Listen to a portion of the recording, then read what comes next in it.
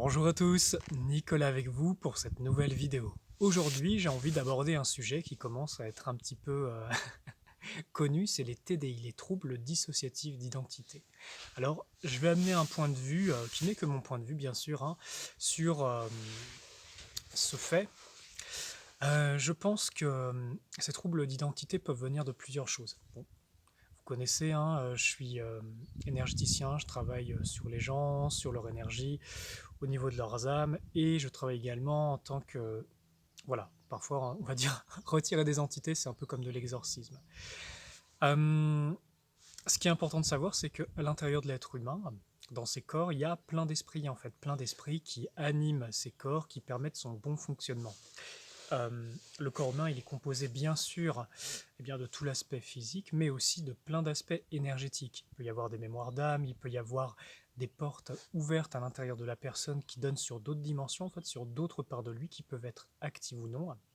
D'ailleurs, j'en profite pour faire un petit point de vigilance quand vous faites, voilà, quand vous allez en introspection en profondeur et que vous ouvrez certaines portes. C'est important parfois de bien les refermer, surtout si vous voyagez dans d'autres espaces-temps qui sont liés à d'autres de vos avatars en fait, que d'autres parties de vous-même dans d'autres espaces-temps. Bien refermer la porte parce que parfois il peut y avoir des ingérences. Et je pense que dans certains cas, pour les troubles dissociatifs d'identité, ça peut être le cas. Ça peut être effectivement des portes qui sont ouvertes sur d'autres espaces-temps, qui ont permis à d'autres personnalités vécues simultanément de venir et de s'incruster dans le corps et de commencer euh, eh bien, à prendre possession, on peut dire, ou remplacer la personne qui est à l'origine dans son corps. Alors ça, c'est dans le cas où il s'agit de multidimensions de la personne et il y a comme, vous voyez, un chevauchement de ces lignes de temps.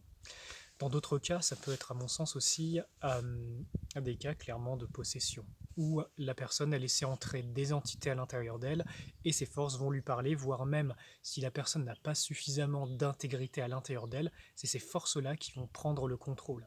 Souvenez-vous, le cerveau, qu'est-ce que c'est? C'est un capteur, c'est une radio. Donc en fait, quelle est la source d'émission qui va être capté et qui va prendre place? C'est comme quand vous avez un poste radio, vous tournez, bah tiens, vous avez une fréquence ou une autre. Et je pense que pour ces problématiques de troubles d'identité, ça peut être, en fonction d'un déclencheur, vous pouvez avoir une fréquence radio qui se met et pas une autre, avec une conscience qui peut d'une certaine façon les gérer toutes, mais je pense que c'est un sujet qui est très délicat et qui n'est, à mon sens, qui doit être extrêmement dur à vivre. Donc voilà. Il y a aussi un autre aspect, c'est qu'en nous-mêmes, on est constitué de beaucoup de mémoires, et ces mémoires, quand elles sont réactivées, peuvent laisser apparaître comme, on va dire, des personnages mémoires qui sont liés à votre corps de souffrance. Le corps de souffrance, imaginez, vous avez eu un trauma à un moment, et bien, tiens, qu'est-ce qui se passe? Paf, euh, tout d'un coup, vous revivez quelque chose de similaire, et là, vous avez comme l'enregistrement de cet espace-temps, de traumatiser, d'être gelé, d'avoir peur, qui se réactualise avec le niveau de conscience qui est lié. Par exemple, admettons, si vous avez dû à survivre à des situations dangereuses, peut-être que vous allez basculer en mode belliqueux pour survivre. Peut-être que vous allez basculer en mode victime parce que vous avez été traumatisé, vous ne pouviez pas gérer à l'époque. Donc comprenez bien, c'est ces espaces-temps qui peuvent se réactiver en vous et qui peuvent justement faire penser aussi que c'est quelqu'un d'autre, alors que c'est vous-même, mais c'est des parties de vous-même qui ont besoin de réintégrer le système. Pour ma part, moi, dans ma pratique, ce que je recommande, c'est de s'unifier un maximum, d'unifier, de s'unifier à partir de sa lumière intérieure, tous les aspects de nous-mêmes, que ce soit de la multidimension, que ce soit lié à des mémoires karmiques, que ce soit lié à des mémoires d'âme, de façon à ce que vous ayez pleinement contrôle et possession de votre avatar, de votre corps, et que vous puissiez accomplir ce pourquoi vous êtes ici. Et je pense que la pratique de la lumière intérieure, donc de connaître son essence divine à l'intérieur de soi, de la manifester et de faire son travail d'alchimie, amène à cette grande réunification.